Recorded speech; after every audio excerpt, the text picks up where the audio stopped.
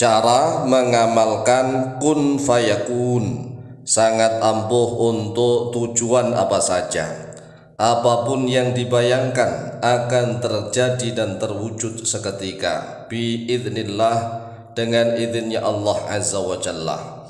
Oleh sebab itulah perhatikan cara mengamalkan kun fayakun, karena kun fayakun ini difirmankan oleh Allah Azza wa Jalla secara langsung. Oleh sebab itu ada tata cara mengamalkannya, yaitu yang pertama membaca sholawat kepada Nabi Muhammad SAW dengan sholawat yang sangat pendek yang sering disebut sebagai sholawat Jibril, yaitu ucapannya sallallahu ala Muhammad, sallallahu ala Muhammad, sallallahu ala Muhammad.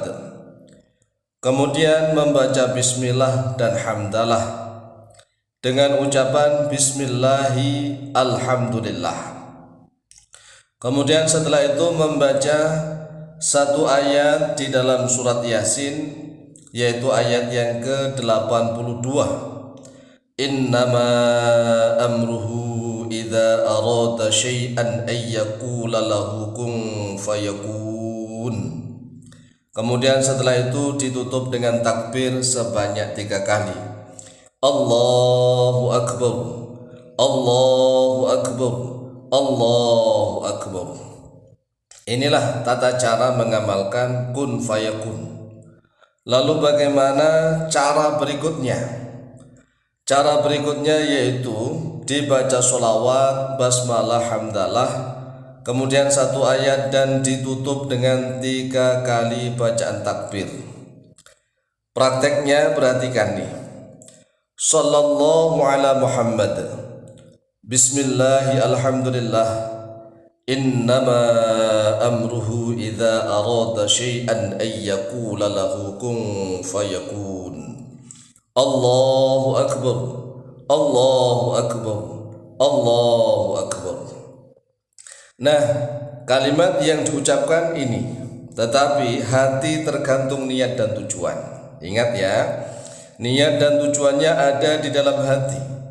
Adapun lesannya membaca sholawat, kemudian basmalah, hamdalah, kemudian membaca ayat innama amruhu idza arada syai'an ayyaqula lahu kun fayakun, kemudian takbir 3 kali dengan keyakinan yang penuh.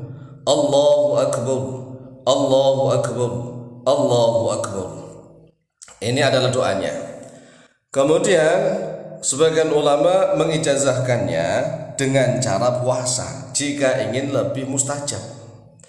Jadi doa kun fayakun ini bisa digunakan untuk tujuan apa saja tergantung hatinya.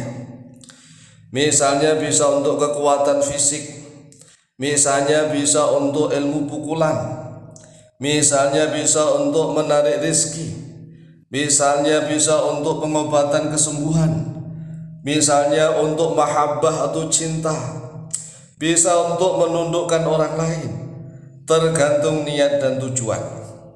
Nah, bagi ulama yang mengijazahkannya dengan cara puasa, minimal dipuasai selama 7 hari. Nah, 7 hari itu bisa diawali dari hari apa saja, mulai dari hari Kamis. Hari Kamis, Jumat, Sabtu, Ahad, Senin, Selasa, Rabu, Kamis. Ya, Rabu. Berarti Rabunya selesai. Jadi mulai dari hari Kamis, Jumat, Sabtu, Ahad, Senin, Selasa, Rabu. Jadi hari Kamis, Jumat, Sabtu, Ahad, Senin, Selasa, Rabu, 7 hari. Nah, kalau bisa puasanya mutih. Puasa mutih itu ya tetap berbuka, ya tetap berbuka sahur, tetapi yang dimakan adalah yang tidak ada proses hewani, enggak ada yang bersifat hewani, enggak ada ikan, enggak ada daging. Kemudian kalau seandainya sambal misalnya kalau pakai terasi itu terbuat dari udang. Nah, kalau terasinya terbuat dari udang itu adalah hewani. Kalau bisa enggak ada yang dari faktor hewani sama sekali. Itu namanya puasa mutih. Ini mutih tingkat pertama. Puasa mutih itu tingkat-tingkatannya. Ada yang hanya makan nasi doang begitu. Tetapi ini boleh sebagiannya makan nasi dengan garam, dengan cabai. Jadi garam dengan cabai boleh. Pokoknya nggak ada yang sifatnya hewani. Puasa 7 hari itu ya tetap berbuka kemudian nanti sahur ya. Tetapi ingat, makanannya semuanya adalah nabati dari tumbuh-tumbuhan.